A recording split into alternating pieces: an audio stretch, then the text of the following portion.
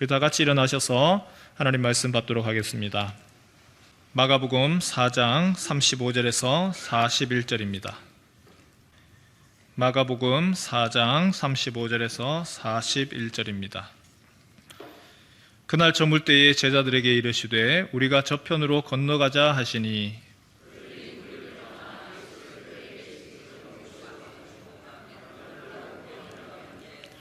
큰 광풍이 일어나며 물결이 배에 부딪혀 들어와 배에 가득하게 되었더라.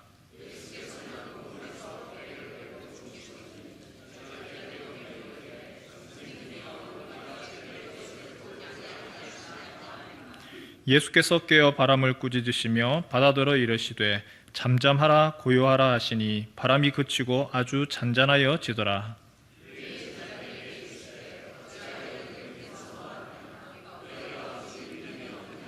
함께 읽습니다. 그들이 심히 두려워하여 서로 말하되 그가 누구이기에 바람과 바다도 순종하는가 하였더라. 아멘. 얼마 전에 방송에서 캐나다 가족이 세계 여행을 하는 그러한 이야기가 소개된 적이 있습니다. 캐나다에 사는 한국인입니다. 그리고 아이가 4명이나 있고요. 일식집을 운영을 합니다. 그런데 세계 여행을 하고 싶어서 요트를 타고 세계 여행을 하는 겁니다. 집도 팔고 가게도 팔고 그리고 그 모든 비용 들고 그리스로 날아갔습니다. 그리고 그리스에서 요트를 사서 거기서부터 출발을 하여서 세계 여행을 하는데 지금 한국까지 왔었어요. 그래서 한국까지 오는데 시간이 얼마 걸렸느냐 하면 무려 1년 넘게 481일 그리고 10개국을 10개 나라를 다녔습니다.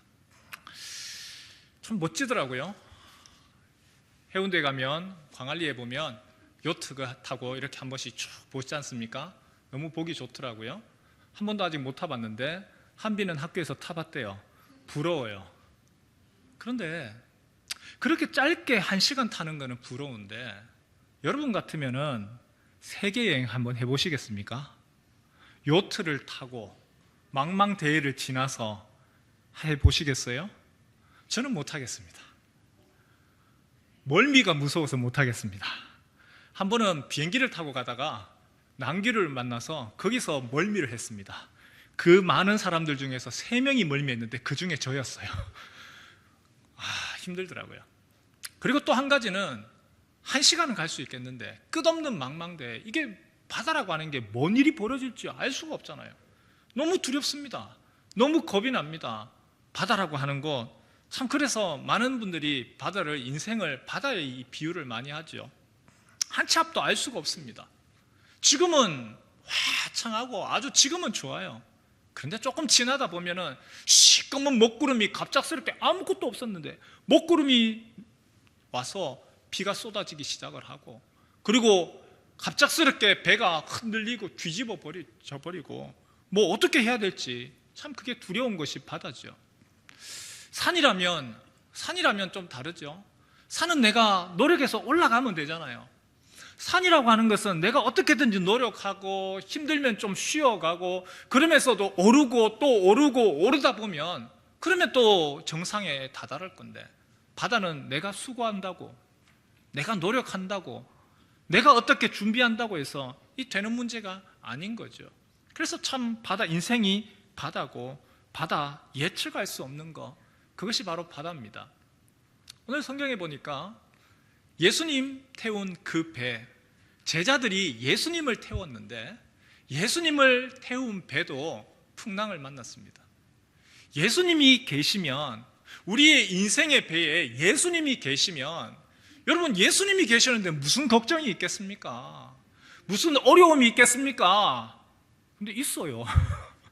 예수님이 우리와 함께 하더라도 있어요. 풍랑이 있어요.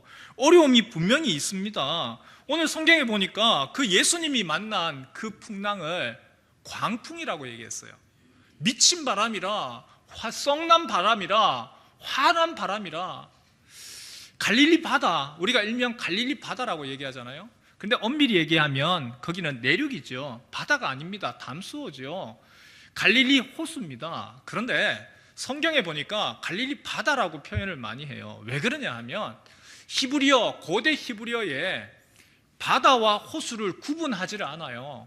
둘 다 얌이라고 해서 호수를 얘기하기도 하고 바다를 얘기를 하기도 해요. 그러다 보니까 사람들이 지중해 바다는 뭐라고 얘기하냐면 큰 바다, 그리고 나머지는 뭐예요? 작은 바다, 갈릴리 바다인 거예요. 그 갈릴리 바다에 예수님이 제자들과 함께 지금 건너가는데 광풍을 만났습니다. 한 번씩 그 갈릴리 호수 바다에 광풍, 생각지도 못했던 큰 바람이 불어온답니다. 마치 오늘 우리의 인생처럼 큰 바람이 불어와요. 왜냐하면 갈릴리 호수가 수면 이렇게 해발보다 조금 낮아요. 그런데 낮은 그곳에서 너무 뜨거우니까 수증기가 올라가겠죠. 뜨거운 공기가 올라가면서 그 사이에 계곡으로부터 내려오는 찬바람이 갑자기 내려옵니다. 그러면 이거는 예측할 수 없고 생각하지 못했던 갑자기 빠른 바람으로 인해서 그곳에서 큰 노을이 일어나고 큰 파도가 칩니다. 오늘 예수님 앞에 제자들과 함께 가는 바로 그 앞에도 바로 그런 풍랑이 있었습니다. 인생에 있어서 그런 것처럼 제자들이 예수님하고 함께 가는데도 풍랑을 만났습니다. 예수 믿으면 우리 생각에는 불행한 거 이제는 없어지고 행복만 있을 것이고, 예수 믿으면 고통이 변해서 평안만 있을 거고, 예수 믿으면 이제는 우리에게 있어서 어떤 걱정, 근심, 염려 없을 거라고 생각을 하지만 안 그렇더라는 거예요. 예수님하고 함께 가는 사람도, 예수님과 함께 가는 사람도 풍랑을 만나요. 그걸 가지고요, 어려움 있다고 해가지고 너 죄 때문이야 라고 하시면 안 되죠. 너무나 각양각색의 너무나 다양한 우리에게 있어서 바람들이 오기 때문에 그걸 하나로서 그렇게 단정할 수가 없는 겁니다. 예수님에게 지금 향하여서 오는 그 파도, 그런데 그 여러 가지 파도들, 우리도 그것들을 간혹 경험을 하죠. 사업을 하다가 파산을 당하기도 하고 실패를 겪기도 합니다. 그분이 그러면은 믿음 생활을 안 하느냐? 믿음 생활 잘 합니다. 신앙생활 잘 안 하느냐? 신앙생활 잘 해요. 11조 안 하느냐? 11조도 잘 해요. 그런데도 불구하고 우리에게는 어려움이 있습니다. 사랑하는 사람이 먼저 세상을 떠나기도 하고요. 아침에 뻔히 유치원에 갔던 애가 갑작스럽게 불행한 일을 당하여서 오기도 합니다. 이해할 수 없는, 우리의 머리로 이해할 수 없는 일들이 너무 많아요. 그런데 그거보다 더 이해할 수 없는 일이 있습니다. 더 이해할 수 없는 일이 무엇이냐면 그 비극의 순간에 우리가 믿는 그 하나님은 무엇 하시냐는 거예요. 우리가 믿는 그 하나님은 그 끔찍한 현장 가운데서 계셨잖아요. 분명히 풍랑 가운데서도 예수님이 계시잖아요. 계시는데도 불구하고 그 주님이 그러면 뭘 하고 계시느냐? 아니, 왜 주님이 분명히 계시는데도 불구하고 왜 가만히 내버려 두시냐는 거죠. 왜 지금 모든 제자들이 물을 퍼고 있습니다. 풍랑 앞에서 어떻게든지 발버둥을 치고 있습니다. 그런데 오늘 지금 예수님의 상황도 마찬가지잖아요. 예수님 지금 무엇하고 계시죠? 같이 돕고 있습니까? 아니에요. 전혀 돕지를 않아요. 같이 한번 볼까요? 38절 말씀 같이 한번 볼까요? 예수께서는 고물에서 베개를 빼고 주무시더니, 예수님하고 함께 하는 배입니다. 예수님하고 함께 가는 배에도 풍랑이 있고요, 생각지도 못한 어려움이 있고요, 그리고 그 배에 예수님이 계시면은 막아주셔야 될 거 아닙니까? 그런데도 불구하고 그 예수님이 오히려 모른 척 하시는 것 같고, 주무시는 것 같고, 내버려 두시는 것 같고, 방관하는 것 같은 그러한 상황들을 제자들뿐만이 아니라 우리도 그것을 겪거든요. 그것을 우리도 경험을 합니다. 엘리 위젤이라고 하는 분이 그런 일을 겪었죠. 홀로코스트, 유대인 대학살, 그 상황에 이분이 있었던 겁니다. 아우슈비츠 수용소, 무려 유태인들을 몇 명을 죽였느냐? 250에서 400만 명을 유태인들을 집단 학살했습니다. 아우슈비츠뿐만이 아니라 다른 수용소까지 다 합치면 그 가스로서 사람을 얼마를 죽였느냐? 무려 600만 명입니다. 유대인이라고 하는 이름 이유 때문에 가족들이 함께 붙들려 갔습니다. 아버지와 어머니와 두 누나와 그리고 여동생, 그리고 주인공 바로 엘리 위젤 남자. 그곳에 가서 어머니와 가장 힘없는 여동생은요 바로 가스실로 가서 살해당했고요. 두 명의 누나는 그나마 일할 수 있다고 일터로 강제 노역으로 보내졌습니다. 그래서 살았습니다. 본인과 15살인 본인과 아버지 합성 고무 공장으로 보내져서 그곳에서 노동을 하는데 아버지도 힘이 떨어지니까 또다시 가스실로 보내어서 아버지마저 죽였습니다. 수용소 끔찍하죠. 악랄합니다. 육체적인 고통만 있는 것이 아니에요. 정신적인 고통은 말로 할 수가 없어요. 도살장입니다. 분명히 사람인데 그 사람이 여기에 들어오는 순간 죄로 변하는 거예요. 사람이 아닌 거죠. 한 줌의 연기로 변하는 것을 보면서 그가 절망감에 이런 글을 썼습니다. 하나님은 죽었다. 만일 하나님이 살아있다면 나는 원고요 그는 피고다. 하나님이 살아있다면 어떻게 이럴 수가 있겠는가? 나는 억울해서 절대로 가만히 있을 수가 없다. 자비의 신이시여, 아우슈비츠에서 당신의 자녀들이 굴욕과 고립, 죽임을 당하는 동안 당신은 어디에 계셨습니까? 예측하지 못하는 사건과 사고, 급발진, 여러 가지 질병들, 오늘 우리 주변에서도 이런 일들이 분명히 일어납니다. 그런데 그 상황 가운데서 그러한 사건의 현장에, 사고의 현장에, 죽음의 현장에 아무리 살펴봐도 하나님이 안 보이더라는 거예요. 시편 121편 4절에는 이스라엘을 지키는 자는 졸지도 아니하고 주무시지도 아니하시리로다. 분명히 그렇게 이야기를 했는데 정작 내 인생에 있어서 내 삶에서 어려운 문제들, 고통의 문제들, 해결할 수 없는 문제들, 너무나 큰 문제 앞에서는 하나님이 침묵하시는 것 같고 떠나신 것 같고 방관하는 것 같고 모른 척하는 것 같고 주무시는 것 같더라는 거죠. 그래서 이 엘리 위젤이 결심을 했습니다. 하나님을 떠나기로. 나는 더 이상 그 하나님, 나는 이제 떠나겠습니다. 믿음을 포기하기로 작정을 했던 것이죠. 예수님의 제자들도 마찬가지의 상황입니다. 그들은요 하나님의 개입을 볼 수가 없었어요. 풍랑 가운데서, 광풍 가운데서 어떻게든 헤쳐나가려고 노력했습니다. 애를 썼습니다. 수고했습니다. 버둥거렸습니다. 그런데 예수님은 그 속에서 잠만 주무시고 계십니다. 예수님은 아무 일도 하지 않습니다. 이해가 안 되는 거죠. 그제서야 제자들이 예수님을 깨웁니다. 38절에 보니까 선생님이여 우리가 죽게 된 것을 돌보지 아니하시나이까.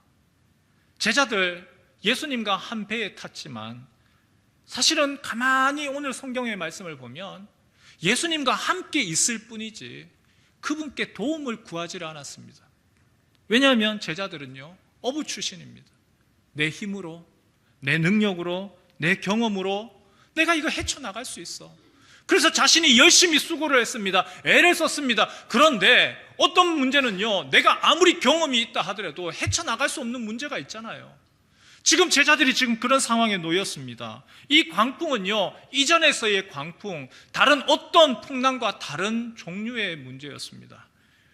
우리가 기억해야 될 것이 하나가 있습니다. 누군가의 고난을 함부로 판단해서는 안 된다는 거죠. 우리 같이 한번 따라해 보실까요? 누군가의 고난을 함부로 판단해서는 안 된다. 여러분, 누군가의 고난, 그 사람이 겪고 있는 고난이 내가 함부로 판단해서도 안 되고요, 내가 그거 겪었다고 내 거하고 똑같은 거라고 생각해서도 안 되는 거죠. 정말 폭풍우 같습니다. 어디서 올지 모릅니다. 어떤 일이 벌어질지 모릅니다. 제자들이 맞닥뜨린 광풍은요 다른 종류였어요. 그냥 일반적으로 바람이 슉 오는 그런 것이 아니었어요. 오늘 마가가 뭐라고 이야기했느냐면 그 광풍을 지칭하는 특별한 명칭을 이야기를 합니다. 라일랍스라고 했습니다. 같이 한번 따라할까요? 라일랍스. 이게 언제 나오는 말이냐 하면 욥기에 한 번 더 나와요. 딱 2번 나옵니다.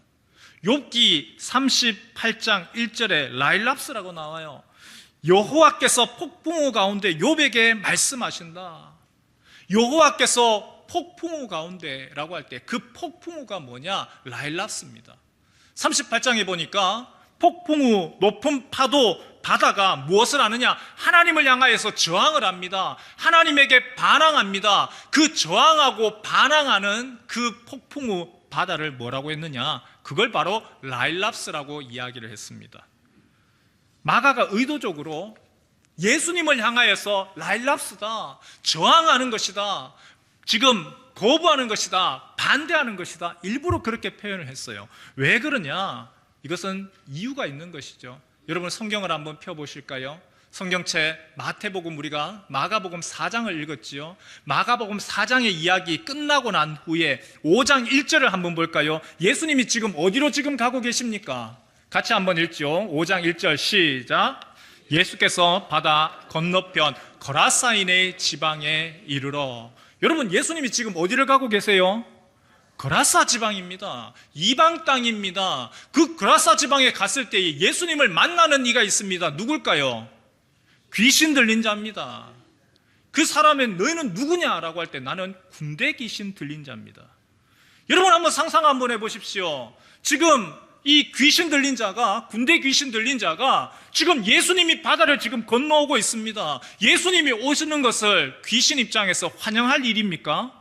환영할 수가 없죠. 자기에게 있어서는 무서운 일입니다. 위협되는 일입니다. 환영이 아니라 오히려 저항하는 거예요. 왜 예수님이 타고 가신 배에 파도가 일어나고 폭풍우가 일어나고 광풍이 일어났습니까? 자연적인 일이 아니고 지금 사탄 마귀가 예수님을 향하여서 뒤집어 놓으려고 하는 시도지요. 오늘 우리에게 일어나는 고난이 여러 가지 이유가 있습니다. 내가 잘못해서 죄로 인하여서 고난을 당하기도 하지만 때로는 이유 없이 우리가 알지 못하는 일도 있습니다. 영적인 존재가 있습니다. 사탄 마귀가 오히려 시험하여서 어렵게 하기 위하여서 우리에게 그러한 어려움들을 주기도 합니다. 이런 사실을 모르는 상황에서 제자들이 열심히 노를 졌습니다. 어떻게든지 광풍을 벗어나려고 합니다. 하지만 하면 할수록 어떻죠? 더 꼬여가는 거죠. 더 어려워갑니다. 그렇게 하다가 안 되니까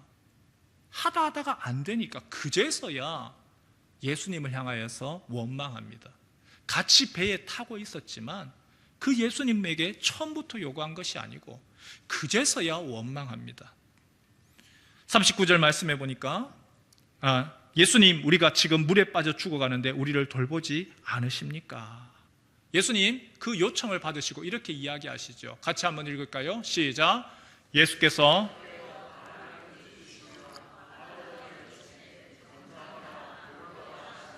바람이 그치고 아주 잔잔하여지더라. 삽시간에 일어난 일입니다. 예수님이 일어나시고 제자들이 우리가 어떻게 하지 못하는데 당신이라도 좀 해보시오. 사실은 믿음의 요구는 아니었지만 예수님을 깨웠습니다. 예수님 일어나셔서 그 하신 일이 무엇입니까? 받아들어 이르시되 잠잠하라, 고요하라. 예수님 어떤 분이시죠?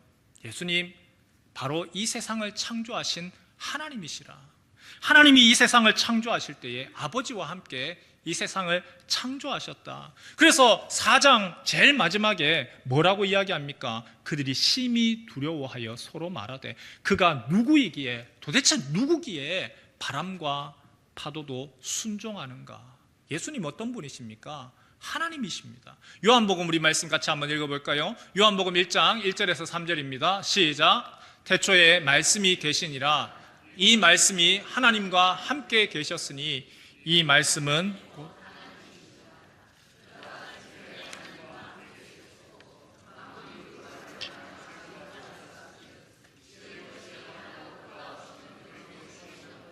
예수님 어떤 분이십니까? 창조주 하나님이십니다. 그 하나님이 바다를 향하여서 뭐라고 이야기하죠? 잠잠해라, 고요해라. 그리고 사탄 또한 순종하는 것이죠. 너무나 많은 분들이 예수만 믿으면 어려움이 없을 거라고 생각을 합니다. 예수님이 나와 함께 하시면 폭풍우가 없을 거라고 그렇게 기대합니다. 그런데 예수를 믿어도 폭풍우를 만납니다. 예수님과 함께 해도 광풍을 만납니다. 아니 오히려 믿음 생활 열심히 하고 신앙 생활 열심히 하면 오히려 사탄이 더 시샘을 하여서 더 어렵게 하고 오히려 저항하기도 합니다. 이때 우리가 무엇을 해야 될까요? 이때 우리가 무엇을 해야 됩니까? 내 힘으로 벗어나기 위해서 발버둥 치고 이 사람 저 사람 찾아가는 것이 아니고, 그때 우리가 해야 되는 것은 한 가지입니다. 예수님을 깨우는 거죠. 같이 한번 따라해 보실래요? 예수님을 깨웁시다. 너무나 많은 분들이 알아서 해주겠지. 주님이 나와 함께 하십니다. 내 인생에 있어서 나와 함께 하고 계십니다. 내가 그 주님 한 번도 떠난 적이 없습니다.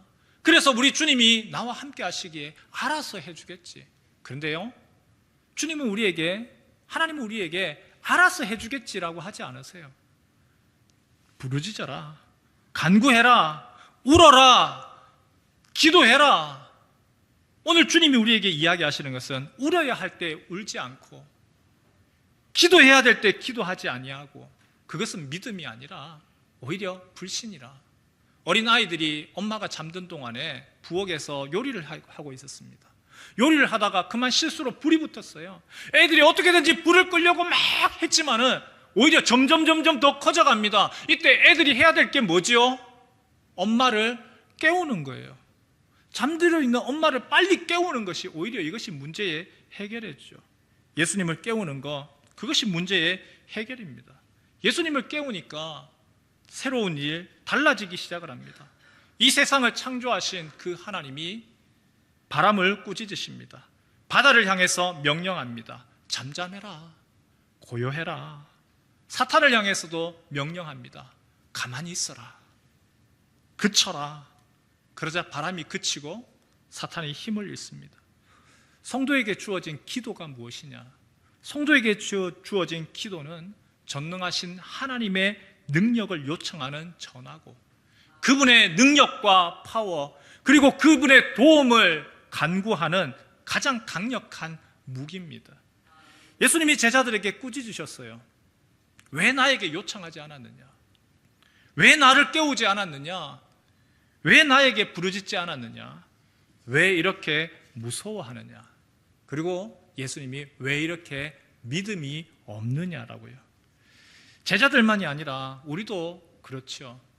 이 땅을 만드시고 바다를 만드시고 파도를 지으신 그 하나님의 아들이 내 인생, 내 배의 주인이 되셔서 그분이 나와 함께 하심에도 불구하고 때로는 우리가 깨우지 않고 내 힘으로 하려고 합니다.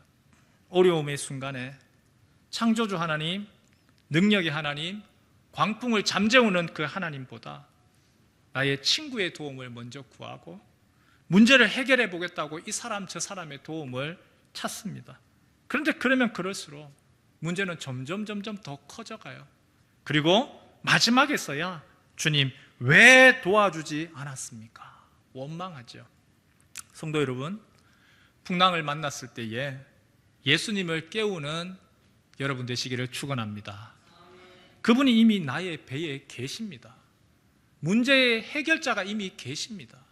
그런데 깨우지 아니하고 그냥 내버려 두면 그것은 어려움을 해결할 수가 없죠. 주님이 우리에게 도움을 요청하기를 원하십니다. 에스겔서 36장 37절 말씀, 왜 우리가 기도해야 되는지 아주 중요한 말씀입니다. 하나님이 에스겔에게 내가 너희를 향한 계획들, 내가 너희에게 이렇게 하겠다, 하나님이 모든 것들 A부터 Z까지 다 준비해 놓으셨습니다. 그런데 하나님이 그런 에스겔에 그럼에도 불구하고 너희가 해야 될 것이 있다. 그래도 내게 구하여야 할지라. 같이 한번 따라 할까요? 그래도 내게 구하여야 할지라. 우리 같이 한번 읽겠습니다. 시작. 주 여호와께서 이같이 말씀하셨느니라. 그래도 이스라엘 족속이 이같이 자기들에게 이루어 주기를 내게 구하여야 할지라. 아버지가 아이한테 자전거를 사주고 싶어서 이미 구해놨어요. 애가 얘기하기만 하면 그 자전거를 주고 싶어요. 지금 아이가 해야 될 것은 하나입니다. 본인이 돈을 버는 것도 아니고 그 아버지께 자전거 사달라고, 아빠가 이미 주시려고 했던 그 파란색 자전거, 그거 달라고 구하고 외치는 것 뿐인 것이죠. 하나님이 우리의 필요를 이미 아십니다. 우리의 아픔도 아십니다. 무엇을 해주기를 원하는지 이미 아십니다. 기도 안 해도, 간구 안 해도 이미 알고 계십니다. 그러나 주님이 우리에게 요구하는 것이 있습니다. 그래도 구하여야 할지니라. 하나님이 우리에게 입을 벌려서 기도하고 간구해라, 내 배에 계시니까 알아서 해주시겠지가 아니라 그분이 그래도 내게 구하여야 할지니라. 우리의 인생 큰 바다에서 항해하는 작은 배와 같습니다.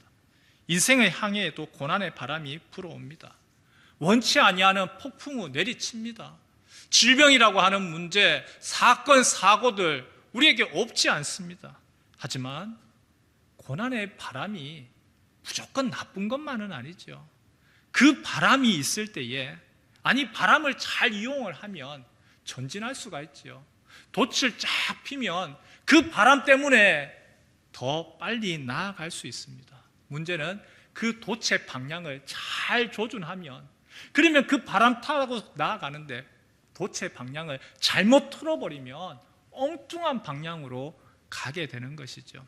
앞에서 얘기 드렸던 그 엘리 위젤이라고 하는 분이요, 아우슈비츠에서 너무나 비인간적인 모습을 보면서 하나님의 존재에 대해서 너무 많은 고민을 했습니다. 안 그렇겠습니까? 누구나 그런 상황에서 괴롭지 않겠습니까? 그래서 그가 고민하고 그렇게 괴로움 가운데서 생각하고 고민하다가 내가 하나님을 떠나기로 결심을 했습니다. 그랬던 이 엘리 위젤이 50년이 지나서 그가 다시금 하나님께 돌아옵니다. 그리고 그가 기도합니다. 그의 기도 한번 들어보실래요? 우주의 주인이시여, 나는 이제야 깨달았습니다. 제 인생의 가장 어두운 시간에도 내가 하나님에 대한 믿음을 잃지 않았음을 깨달았습니다. 그래서 매일 속삭이며 기도했습니다. 우주의 주인이시여, 화해합시다. 이젠 때가 되었습니다. 아우슈비츠에서 아버지가, 어머니가 그리고 여동생이 죽고 너무나 많은 이들이 인간이 아닌 거죠. 재로 변하고 연기로 화하는 그 모습을 보면서 개입하지 않는 하나님, 모른 척하는 하나님, 그 하나님에 대한 실망과 절망으로 너무 괴로웠습니다. 하지만 50년이 지난 후에 그 시간 가운데서 오히려 끔찍한 고통 가운데서 살아남은 사람들이 있더라는 거예요. 그 살아남은 사람들의 모습을 보니까 새로운 모습이 또 보이더라는 겁니다. 폐허 위에, 아무것도 없다고 생각했던 그 폐허 위에 집이 세워지고 새로운 아이가 태어나고 가족이 생기고 우정을 배워가고 서로에 대한 신뢰와 감사를 배우고 순간순간이 은혜다라고 하는 것을 배워가더라는 것이죠. 아우슈비츠, 하나님이 죽은 것이 아니라, 하나님이 떠나가신 것이 아니라 위젤의 인생의 가장 어두운 시간, 그 시간에도 하나님이 함께 계셨다는 것을 그가 알기 시작했습니다. 그래서 다시 기도하기 시작했습니다. 하나님, 죽은 것이 아니라 나의 가장 어두운 시간, 한밤에도 여전히 함께 계셨다고요. 그래서 그의 기도, 그가 이야기합니다. 이 기도는 나 자신만을 위한 기도가 아니라 나처럼 고통을 겪으면서 하나님의 개입을 볼 수 없는 모든 사람들을 위한 기도다라고 이야기를 했습니다. 성도 여러분, 고난의 바람 없으면 좋겠다 싶지만 우리에게도 고난의 바람 불어옵니다. 그 고난 앞에서 또 염려가 되고 두렵고 불안한 것, 그건 모든 사람들의 동일한 마음가짐이고 다 똑같습니다. 하지만 우리가 기억해야 될 것, 고난의 바람이 불어올 때에 그 고난의 바람으로 인하여서 두려워서 절망하고 포기할 것이 아니고 그 고난의 바람에 기도의 돛을 펴는 겁니다. 주님, 오히려 이 고난의 바람으로 인하여서 더 빨리 나아가게 하옵소서. 그 고난의 바람을 이용하는 것이죠. 그리고 주님, 이건 내가 감당할 수 있는 영역이 아닙니다. 예수님, 주님이 이 문제, 주님이 이 항해, 주님이 넘어가게 하옵소서. 모든 인생에 있어서 그 방향타를 넘겨드리는 겁니다. 주님, 또 바람 부네요. 또 풍랑이 넘실거립니다. 또 어려움이 옵니다. 그러나 주께서 이 방향타 잡아주시고 주님이 명령하시면 내가 돛을 올리기도 하고 내리기도 하겠습니다. 그리고 그 든든한 그 주님으로 인해서 내가 주님 그러셨던 것처럼 내가 편히 잠을 자겠습니다. 풍랑 가운데서도 잠을 자겠습니다. 그래서 이 풍랑의 그 거센 무서운 바람 지나고 아침에 언제 그랬느냐 듯이 화창한 동토오는 그 은총을 누리게 하옵소서. 우리 성도들의 삶 가운데서 그 하나님이 함께 하시는 그 은혜, 주님 앞에 간구하고 깨어서 기도하고 외치고 수평선 너머에서 떠오르는 그 은혜를 날마다 덧입는 우리 성도들의 삶이 되시길 주님의 이름으로 축원합니다.